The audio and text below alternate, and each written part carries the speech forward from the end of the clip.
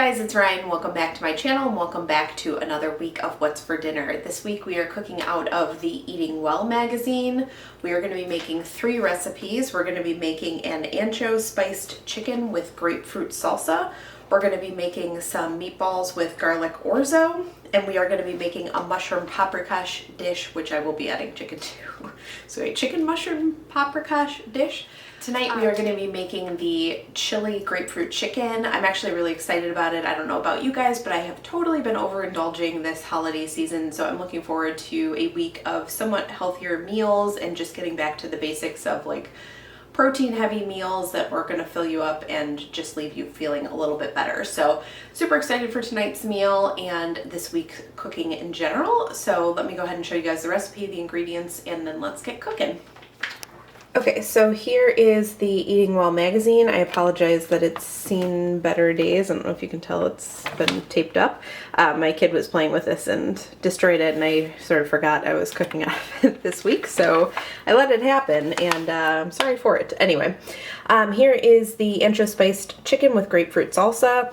I do have a couple missing or subbed ingredients that I will tell you guys about. But basically what you're going to need is chicken. I have regular chicken breasts here. I'm going to cut these in half just because I find that they cook much better that way. You also need olive oil, butter, and salt. And then the recipe calls for ancho chili powder. I am just not that particular about my chili powder, so I'm just going to use the chili powder I had in the cabinet so I didn't have to buy another ingredient. Then obviously the star of the show for the grapefruit salsa is grapefruit. You need some green onions and some honey. And then the ingredient that I'm actually really upset that I don't have is limes. I just totally misread the recipe, to be honest. I just missed it. So I'm not sure what I'm going to do. As you can see, we have some oranges back there. I may substitute in oranges just to have another citrus flavor, or I may just rely on the grapefruit juice to kind of carry the day. I will just see what I think as I'm making the recipe, and I'll let you guys know when I'm making it, what I end up doing. So anyway, let's go ahead and turn this into some grapefruit chili chicken. And then I'm going to serve this alongside some Bob Evans buttermilk redskin mashed potatoes. I've never had the buttermilk redskins. I've had tons of their mashed potatoes before, but hopefully these are delicious and I think they will be a good side. I'm not going to do a veggie with this because it does have the green onions and the grapefruit, and I think that will be enough for us. So I think I'm just going to do the mashed potatoes and call it a day. All right, let's get cooking. All right, as always, I will link the recipes as well as the magazine where you can find it in the description box down below. The first thing I did for this recipe was went ahead and peeled and segmented my grapefruits.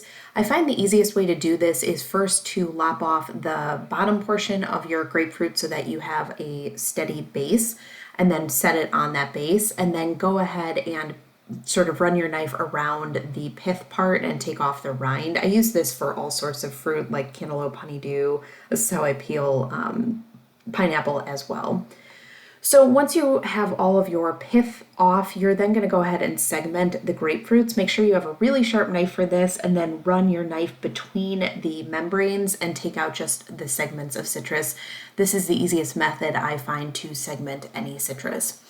So you're going to go ahead and segment 2 grapefruits, and then once you've finished with the actual taking out the fruit from the membranes, you're going to go ahead and squeeze the grapefruit so that you get the juice from it in the bowl. You can see me doing it right here. Now is when you would go ahead and add your zest and juice of 1 lime. As I mentioned, I just completely forgot to get that from the store, so I chose to add some additional citrus by adding the zest of an orange and then the juice from half of that orange. You're then going to go ahead and chop up 3 scallions, thinly slice these, and you're going to want to separate the greens from the whites. You're going to add the scallion greens to your salsa that you've made with the grapefruit and citrus that you've added. You then want to go ahead and add 2 teaspoons of your honey to the salsa and get that all stirred up until everything is all combined. You're then going to go ahead and take 1/3 cup of the liquid from this salsa, and you'll use this when you're making the sauce for the chicken later. I found it a little bit hard to get the actual sauce out without taking the grapefruit rind, which is why you see me kind of struggling here, but I did it anyway. Next up, we prepped our chicken. We added 2 teaspoons of the chili powder to both sides of the chicken, as well as a half a teaspoon of salt. We then went ahead and got the 2 tablespoons of extra virgin olive oil into a pan and then added the chicken. You're going to want to cook this until it's brown on both sides. I added a lid because I was having issues getting the chicken cooked all the way through. Once your chicken is browned on both sides and cooked through, you're going to want to remove that to a plate, and then you're going to get started on the sauce. You're going to add that 1/3 cup of juice that we had reserved, as well as your scallion whites and 1 tablespoon of butter. Make sure you scrape up the bottom of the pan so you get the brown bits from the chicken incorporated into your sauce.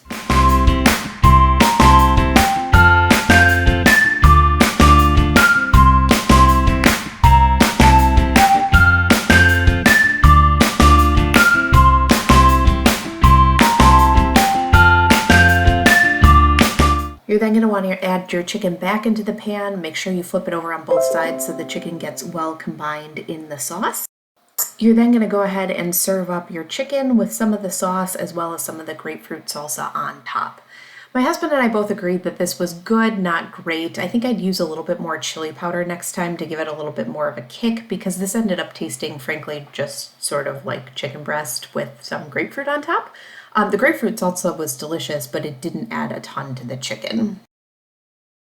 Hey guys, it's Ryan. Welcome back to another night of this week's What's for Dinner.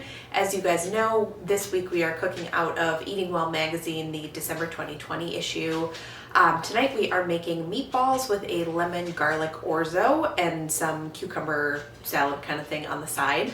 I'm actually really excited about this dinner. It sounds both like healthful, but also filling and kind of warm on a nice winter's day. So I feel like it's a really good combination of healthy, but also I really want to eat it, which is kind of rare. I feel like usually I'm eating healthy recipes for the sake of like, it's better for me and I should be doing it, but I'm not as excited about the meals. This one, I feel like I'm both excited about it and it's good for me. So let me go ahead and show you guys the recipe, the ingredients, and then let's get started cooking this one. Okay, as you know, here's the Eating Well magazine we are cooking out of this week, and here is the actual recipe we are making tonight. It is the meatballs with lemon garlic orzo. So here's what you'll need to make this one. I am making a couple substitutions, which I will mention. So I have a pound of ground turkey breast here. The recipe actually calls for beef or lamb ground. I'm just trying to make this a little bit more healthy and doing the ground turkey. The reason this is weirdly in a bag and not a package is my husband found like 3-pound containers for a good deal. So I just cut them in thirds so I have a pound when I'm ready to use it. For the rest of the meatballs, you're going to need an egg, mint, parsley, garlic, and salt. This recipe is very herb heavy, which I hope means my husband's going to like it. He's not the biggest herb or anything green person in the world, but hopefully he'll like it anyway because it is meatballs and pasta, which, you know, he's a good Italian boy, should like that, right? And then you are going to make a sort of yogurt kind of dressing, and to go in that is olive oil, lemon, dill. I think you also need parsley and garlic for that. You need some whole milk yogurt. I have this brown cow version. Make sure you get plain and not any kind of flavored one. And then the recipe also calls for feta. I have Parmesan on hand. Feta is obviously a more traditional, I think this is supposed to be like a Greek recipe, a Greek inspired recipe, and feta is a more traditional Greek cheese, but I have Parmesan, so I'm going to go ahead and use that. They're both salty, so they'll be fine. So the Parmesan will go into the orzo, and then I think it also will go with the cucumbers, cucumber salad sort of thing. So obviously cucumber for the cucumber salad, and then for the orzo, the recipe actually calls for whole wheat orzo. I'm just generally not a giant fan of whole wheat pasta, so I usually just go with regular instead. All right, let's go ahead and turn this into dinner. All right, the first thing I did for this one was do all of my chopping at once. The reason I did it this way is because my husband was helping me with the actual meatball mixing, which is just not my favorite thing to do, and he was not quite ready yet. So I went ahead and just did like a massive prep of all the fresh herbs. And garlic and whatever we needed. So I went ahead and chopped up the fresh parsley as well as the fresh mint, the fresh dill, the fresh garlic, or just garlic, I guess all garlic is fresh, as well as the Parmesan I was going to use and the cucumbers.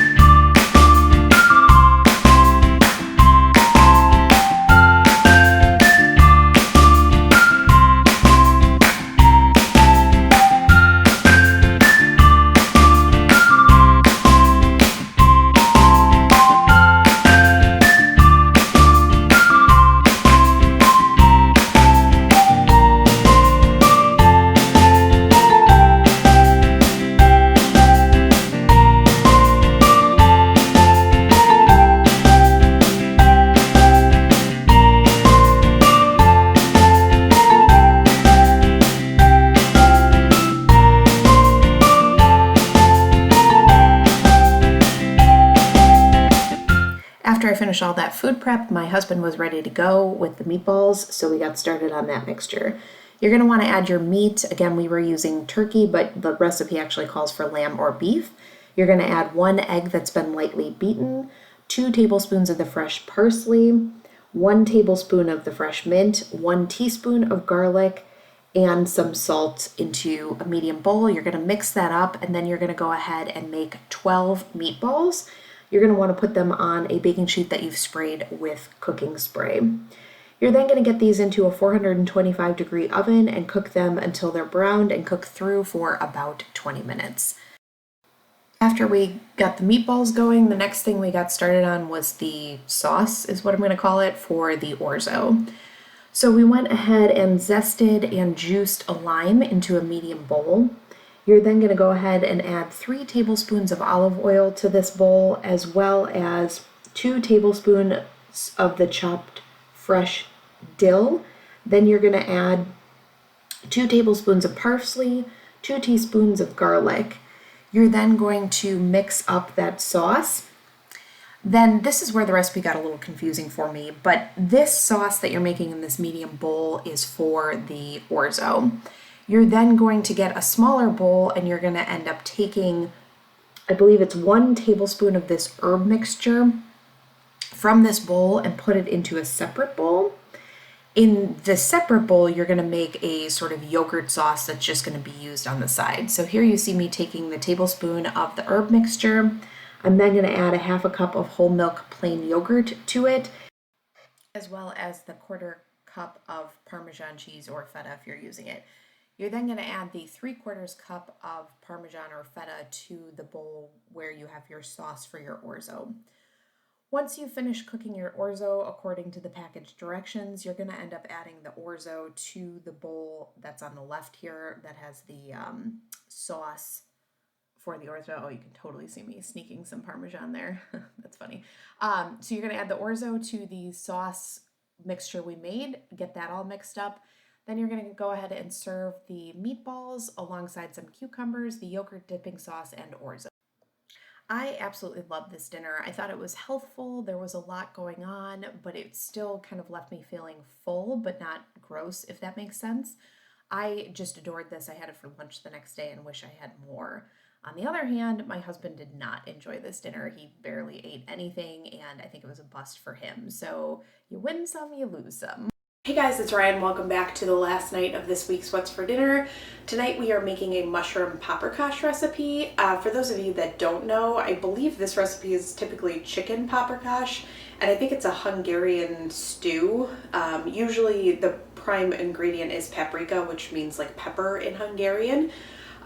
So if you guys haven't had this kind of stew in whatever form before, usually chicken or with meat, it's delicious. I think the flavor is really rich and hearty and kind of soul filling for winter.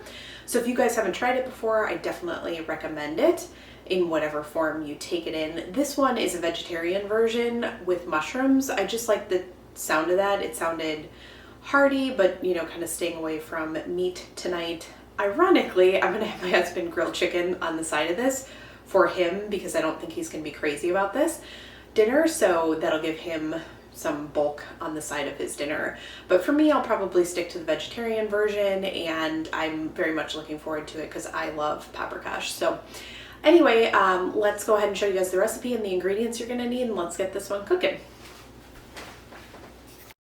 As you guys know, this is the magazine we're cooking out of this week. And here is the recipe for the mushroom paprikash. So here's what you are going to need for this one.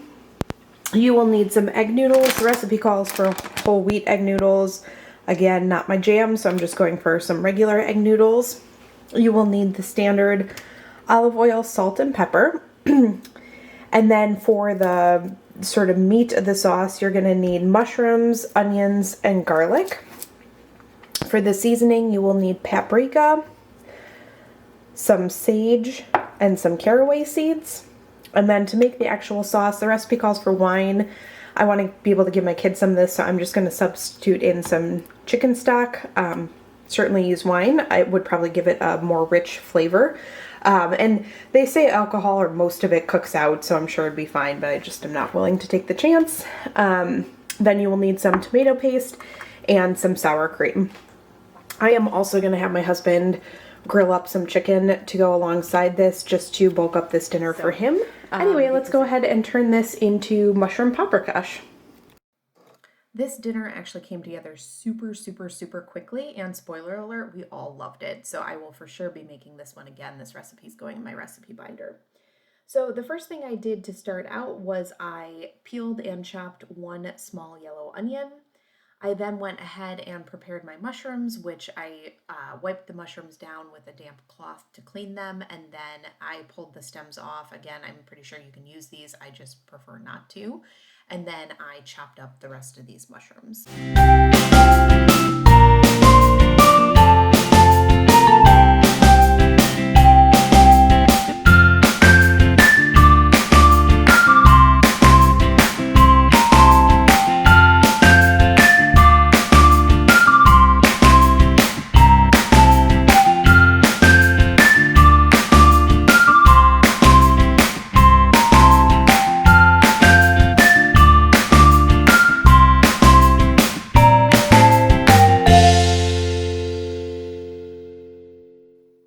You're then going to add 2 tablespoons of olive oil to a pan, add your mushrooms, onions, as well as a half a teaspoon of caraway seeds. You're going to cook this over medium-high heat, stirring occasionally until everything's starting to brown. This should take about 12 minutes. Once you have that done, you're going to add your tablespoon of chopped fresh sage, or I had dried, I used a teaspoon of dried sage, 2 cloves of garlic, and then 1 teaspoon of paprika. You're going to then mix that all together, cooking until it's fragrant for about 30 seconds. Next up, you're going to add 2 tablespoons of tomato paste and cook, stirring this for 30 more seconds.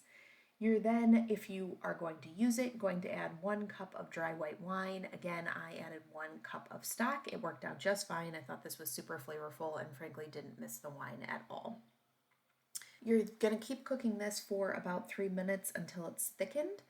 You're then going to end up removing it from the heat and adding half a cup of sour cream, some salt, and pepper to finish making up your sauce. You're then going to go ahead and serve this over your egg noodle mixture. As I mentioned, we all love this. My husband, kid, and I all devoured this, and I actually was quite sad there was only 1 serving of leftovers. I would have preferred 2 for lunches this week, but this meal was delicious, and I would highly encourage you guys to give this a try. So that's a wrap on this week's What's for Dinner. I hope you guys enjoyed it. If you liked what you saw, please stick around. I'm back every Wednesday with a new episode of What's for Dinner. I hope I can give you guys some inspiration for your family meals.